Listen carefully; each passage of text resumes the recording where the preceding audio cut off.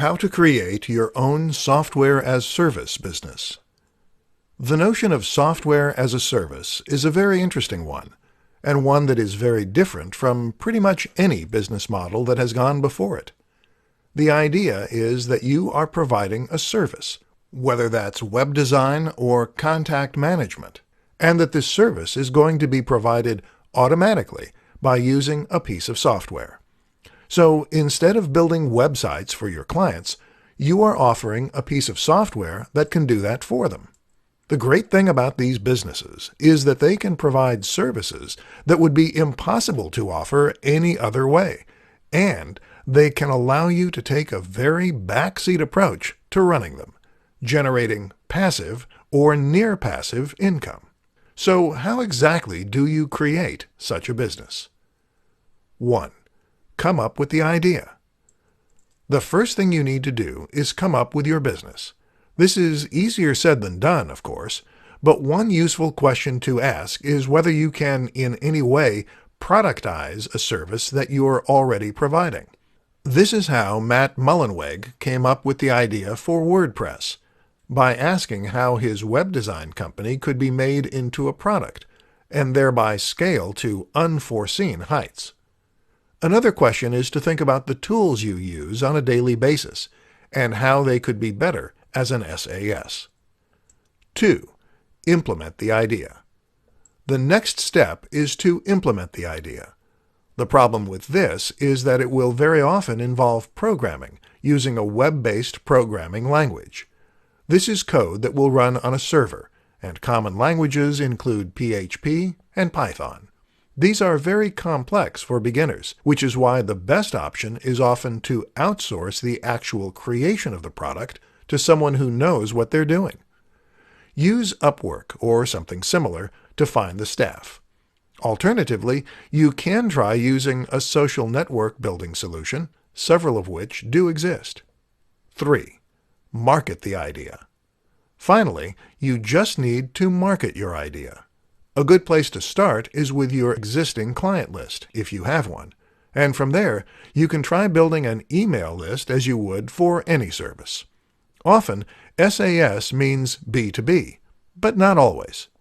Otherwise, you can try using advertising and more traditional means of internet marketing. Invest the profits you make into more advertising to scale up your business, and then watch as it grows. How to find a need in a market and fill it. One of the best ways to come up with a successful business model, whether it's for a product or a service, is to find a simple need in a market and then fill it.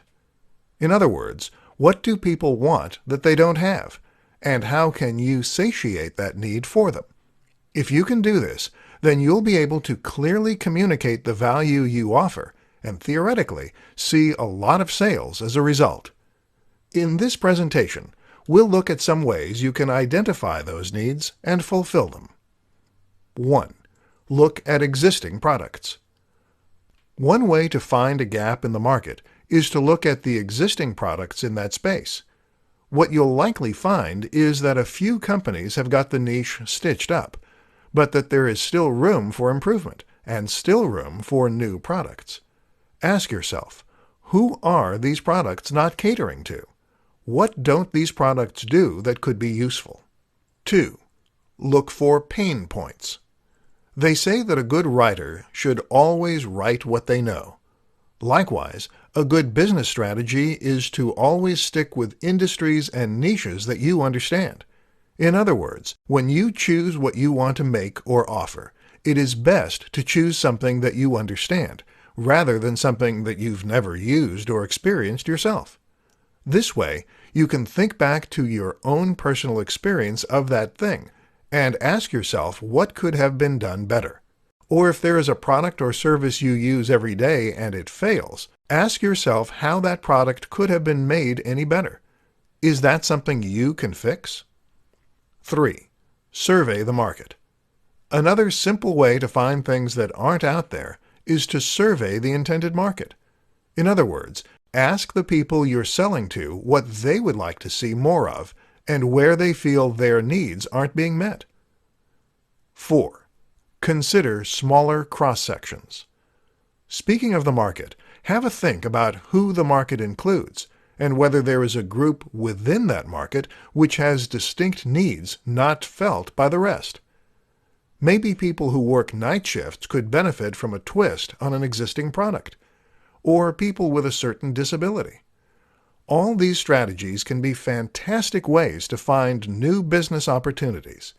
But remember that what made Steve Jobs so innovative and successful was his ability to anticipate what the market needed before the market knew itself.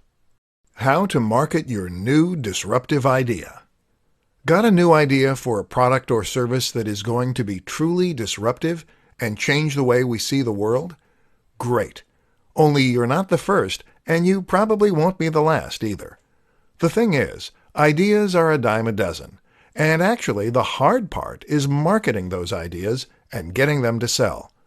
That's where the marketing part comes in, and that's the difficult part. Unfortunately, it's even harder in many cases when your idea is exciting and new. Why? Because there is less point of reference and less context that you can use to explain your idea. So how do you get the word out about your new concept? Let's look at some options. In the beginning, the main aim of your marketing is often going to be explaining what your product is. This is your elevator pitch, and it's important that you've come up with a simple way to explain succinctly and clearly what your idea is, who needs it, and what they need it for. Another useful concept is to focus on the value proposition. In other words, where does the value come from with your new service or product? How does using this product make life better? Will your users be richer? Will they have more fun? Or will it improve their health? While the how and the what might be new, very often the why will be universal, and this will be key in communicating your message. In order to do any of this, though, you're going to need to think about whom your product is marketed to, and who will want to use it. This will tell you where to present your message, and how to present it. Have a think about the typical demographic that is likely to use your product, and think of comparable products and whom they are targeted at. Looking at comparable products is also a good way to get inspiration for your marketing. Finally, don't be afraid to embrace the newness of your product or service. In other words, if your product is so different that it stands out, then this can actually help it spread by word of mouth. Consider those 5-finger shoes by Vibram. These drew the eye so much that they practically marketed themselves. How can you get people talking about your brand? How to test an idea before bringing it to market. One of the worst things you can possibly do as an entrepreneur or any business person is to invest a huge amount of time and money into an idea that doesn't have an audience. If you spend thousands of dollars or countless hours developing a product that no one buys, then of course it is going to be money down the drain. And of course that may sound obvious, but it is an unfortunate reality that happens far more frequently than you might think. The problem is that we will often assume that because we want a certain product, that there must be market demand for it too. Or because something has been successful in the past, it will likely be successful in the future. This is not the case, however, and if you want to ensure your product will be successful, then there are some different precautions you need to take. In this presentation, we'll learn what those are. 1. Validation. In business terms, we call what we just described validation. The aim is to validate an idea for a product or business, and then test if it really has appeal. One way of doing this is to try selling the product or service before it's finished. You can do this by offering a beta test of sorts, by taking pre-orders, or even by having a sales page that informs the buyer you're out of stock only once they try to make a purchase. This is important because very often people will say they're interested in an idea, but they're not necessarily willing to pay for it. To test if your idea truly has legs, you really need your audience to put their money where their mouth is. Then you can calculate how much money you would have made and whether or not that would have been enough to make the work worthwhile. 2. Fail fast. A similar approach is to invest as little time and money into an idea as possible, but still release the product or service. This way, you can then start selling it as quickly as possible and testing to see if there's an audience there. If the product sells as is, called an MVP or minimally viable product, then you can invest more time in developing it and marketing it.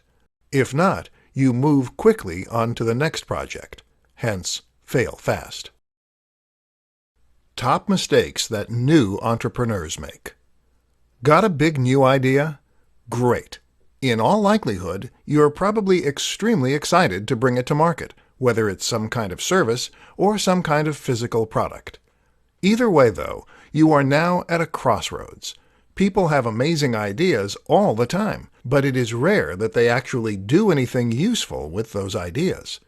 All too often, those ideas don't come to anything because the person with the said idea never takes a chance on it, or because they go about it in the wrong way. Here are some of the most common mistakes that have robbed the world of truly incredible ideas, and what you can do to prevent the same fate happening to your own innovations. 1. Not validating the idea. Validation essentially means testing that there is an audience for a product or service. Having a great idea is one thing, but having a great idea that will sell is another. And if you want to make this a business, then you need to be able to sell it. To find out, you need to do some kind of trial run. This could mean selling a beta version, taking pre-orders, or running a Kickstarter. Anything as long as you are actively testing to see if the demand is there. 2. Not getting help. Too many inventors and innovators want to do everything themselves. Want to make a website? Then perhaps you think you have to create the logo yourself and learn HTML and Python. No! The way real professionals do it is to always outsource the most difficult parts of the process. This will save you time, and it will also result in a more professional final product, because it will be built by people who do this stuff for a living. 3. Not telling anyone the idea. Why don't entrepreneurs get help? Often it's because they don't want to tell people their ideas. Well, that makes it very hard indeed to get funding or even advice. If you're serious about your idea, then you need to start talking about it as soon as possible. Don't worry about people stealing your ideas. Either they have their own ideas or they don't have the means to do anything about your idea. The best way to protect an idea is to do it first and to do it best. In other words, stop making excuses and just do it.